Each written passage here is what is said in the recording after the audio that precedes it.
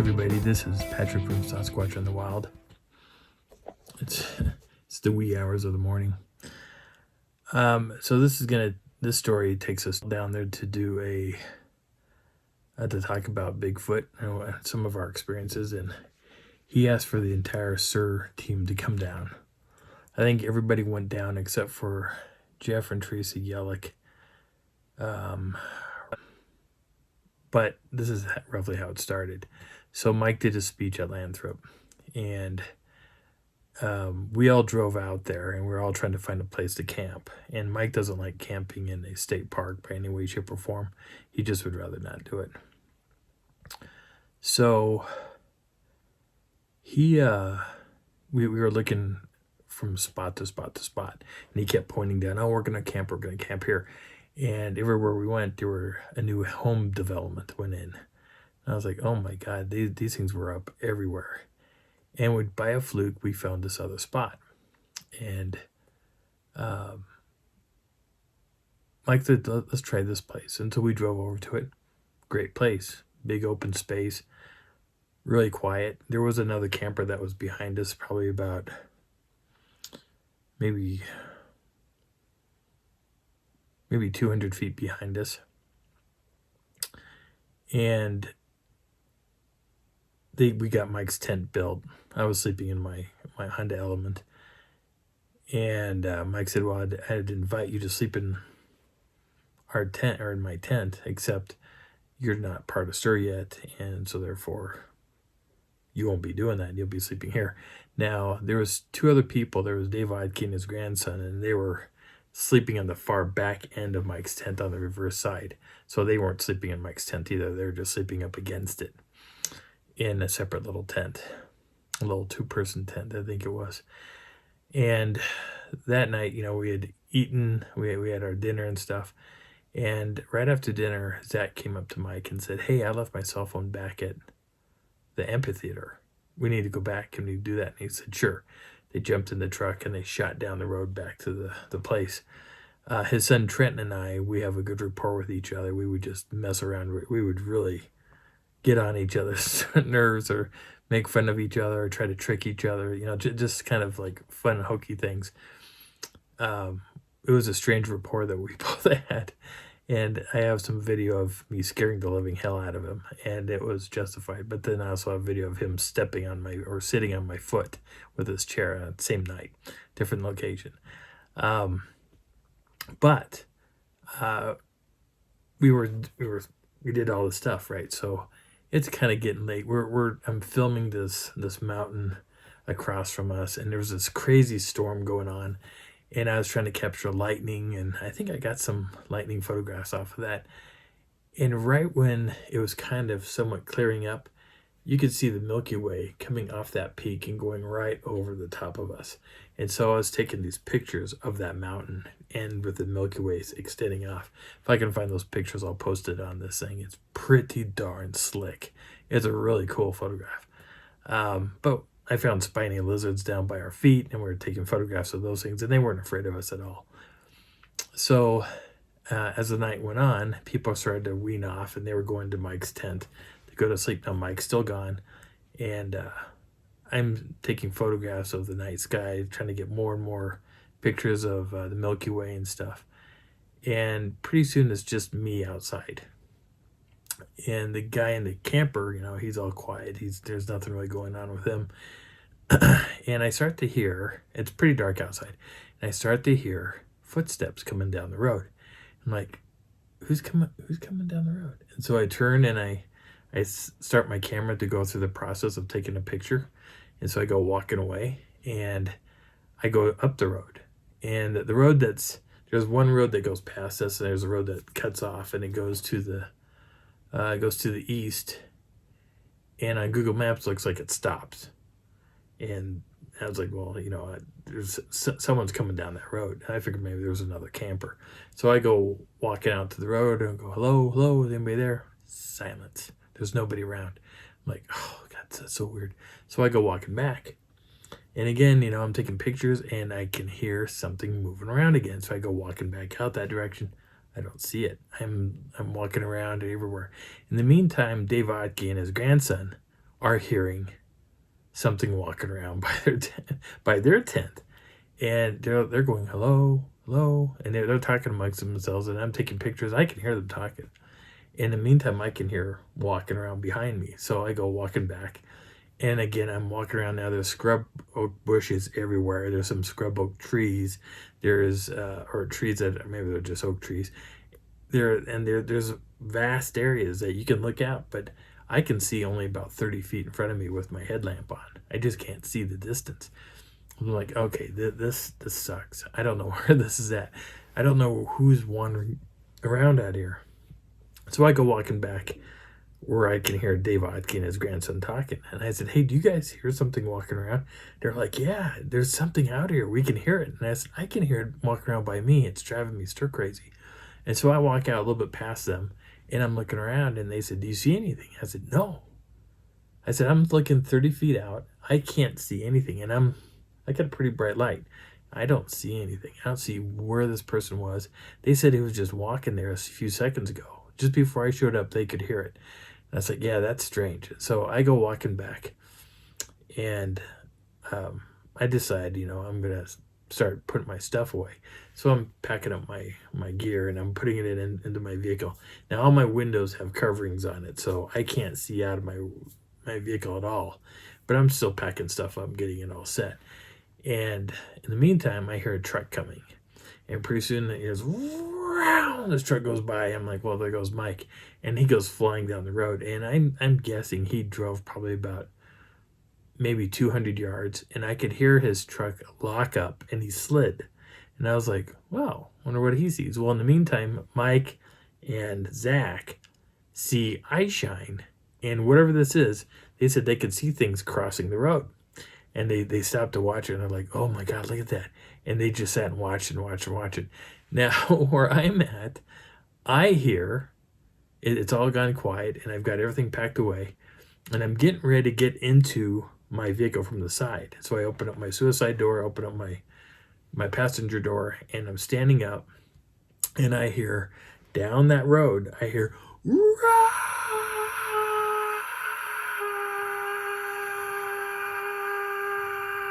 And this guy is screaming. He had to have been screaming about for 45 seconds. He had a really long scream. And I was like, and I sat there holding onto my vehicle going, oh my God. And I didn't have anything out recording. And I missed that. And this thing just went on. And I was like, holy crap. Now, out of nowhere, there was all of these coyotes.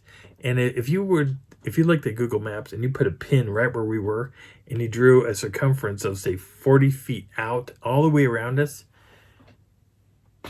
there would be a coyote there. And I was like, oh my God. And all these coyotes are sounding, they were just sounding and carrying on, and they went all the way around our campsite. It was insane on how many coyotes there were there. Now, Mike is out there watching, and he can hear the coyotes. And he said, hey, there's coyotes back at our campsite. Let's go over there. So they jump back in, or they roll up their windows, they turn around, and they go flying back down the road. Now I can hear Mike coming. And I'm just sitting there going, oh my God. And it was really pretty loud. Well, Mike comes, as he's coming back, the coyotes start to die down. The minute that Mike turns onto our road and pulls in, all the coyotes stop barking. They were done. So Mike gets out and he goes, I thought I heard coyotes. And I said, you did. I said, Mike, there was a vocal that happened down that road, and it was so freaking loud that's what started all the coyotes. And he's like, are you serious? And I went, yeah, it was loud. It went on for like 45 seconds. And he's like, oh my God. And I said, that's what I said. Then he told me about the ice shed. And I said, dude, that's pretty cool. And he goes, it is. So Zach goes into the tent to get ready to go to sleep. Mike goes walking into the tent, comes back out, and he goes, was this light on the whole time? I went, yeah. And he goes, oh, Trenton didn't turn off the light? And I said, no, it was on when he went in there. Now, I had at one point walked around to see if Trenton was in that tent, and he was in there sleeping the whole time, because I thought maybe Trenton was the one that was trying to spook me or try to scare me or something. And he was asleep in there. He had his earbuds in. Everybody else was asleep, and I'd walked out. Now, when he went in there, he was like, okay, well, we're going to bed. And I said, okay. So he zipped himself shut. I crawled into my vehicle. I shut all the doors, I locked them. All the windows and doors were covered. The only thing that wasn't covered was my skylight above my head. And I was like, you know what? I'm going to open that up to vent it so I'll have some fresh air blowing in. And about a minute after I open that up, I hear that walking again. And it comes walking down and by in between my car and Mike's tent. And as it walks by, I can just hear it walking. And I was like, oh my God, that's right near me. And so I started looking up thinking I'm going to be having someone peeking in through my skylight down at me. Never happened, but I could see their shadow between the gaps. I could see a shadow moving through that area, even in the darkness. There was like enough ambient light that I could see something coming or walking by. And I'm like, what the hell just walked by my car? And I was like, that is so weird. And I eventually went to sleep. So I get up the next morning and I hear something milling around outside. And I was like, well, I wonder who that is. And so I eventually peeked out and I saw it was Jim. So I put on my shorts, put on my t-shirt, socks, and shoes, grabbed my camera, left everything else in the car. And then I rolled down the windows to let the car kind of vent out a little bit. And I got out and I said, Jim, did you hear the vocal last night? And he goes, there was a vocal? And I said, yeah, there was a vocal. It was loud. And he's like, I missed another vocal. Oh my God. Apparently, he has really bad luck on missing on crazy evidence like this. He didn't hear the coyotes. He didn't hear any of that. Everybody else was asleep. I said, you know what? I'm going to hike down this road, and I'll be back in a little bit. And he goes, okay. So I went hiking down the road, and the very first thing I come across are these spiders. And these spiders are kind of gray in color. They have a weird, kind of a little red coloring on its head. The front arms on this thing looked like they were all cut off and they had all boxing gloves. And I was like, what a weird looking spider. And so there wasn't just one, there was like 1,000 of these things all over the ground, and they were all doing the same thing. They were all digging in and they were making a hole in the ground that was about like this big, and they were digging in and they were pushing the dirt out. They would dig in deeper, push the dirt out. And I was like, what a weird spider. I've never seen anything like this. Hairless, not a hair on any of these spiders. And I put my camera on macro setting, got down, and I took a whole bunch of pictures. Now, this one spider that I was photographing turned on me and charged out of that hole real quick. Like he got up to my camera, and I was like, what are you going to do to this? You're not going to do anything to this. But the spiders were all about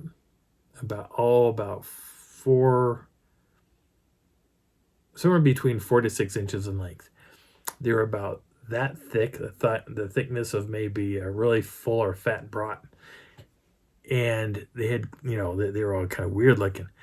Didn't know anything about it. Now, in hindsight, later on in life, I looked into these spiders, and at the time they were protected by the state of Colorado because these things have crazy abilities. One of the abilities that these spiders can do is they can travel at 10 miles an hour, and they can go for up to 10 miles a day, traveling a straight line or whatever they're going to do to get to wherever they're going to go. In the morning, before the sun comes up, they start digging out holes and they bury themselves in, so they sleep during the daytime away from the hot sun, and then they're out and about crawling around at night. Now, these didn't sound like spiders I was hearing. So I was like, well, these are crazy. So I took all these photographs, and they came up with two names, and one of the name was a spine of Satan. The other one's a barber spider. But I found out what they really are, and they're a camel spider. And we have got camel spiders in Colorado, but they're no longer a protected species that I'm aware of right now. So I went past that eventually and walked all the way down, and I passed these ATV trails. There's one to my right, one to my left.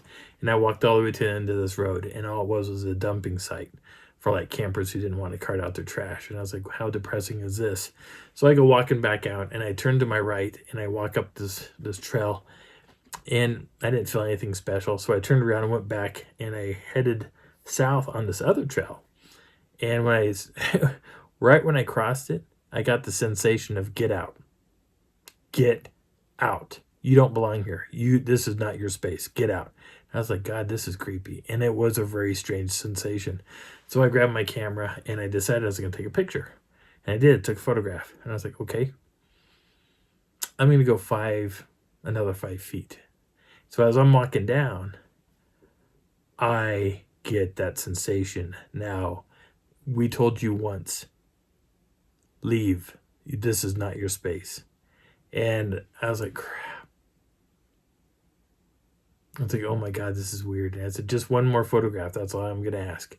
I brought my camera up and I took that picture. Now, when I was doing this, I was standing next to a boulder. To the left of me, just between me, the boulder is like right here. I'm standing here. There's this little bit of gap, and I can hear breathing. And it's...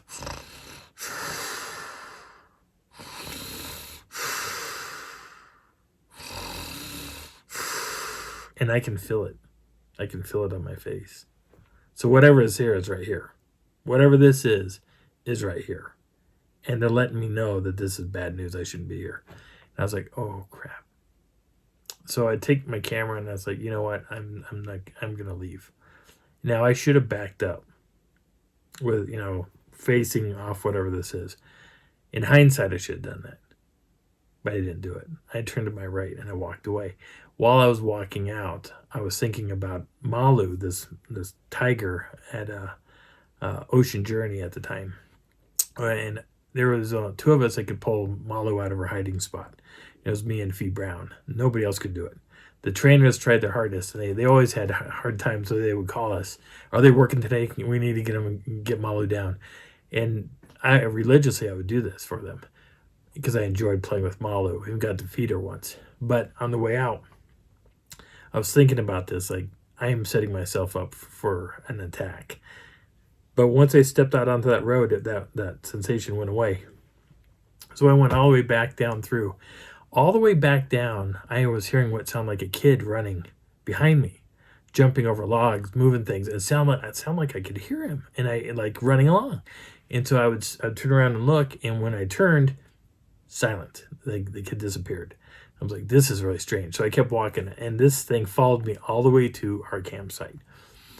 I get back to camp. I see Jim. I put my camera down in between he and I, and I'm talking to him, and Jim turns around and he's facing me, and I'm looking across the road, and there's like a series of pine trees.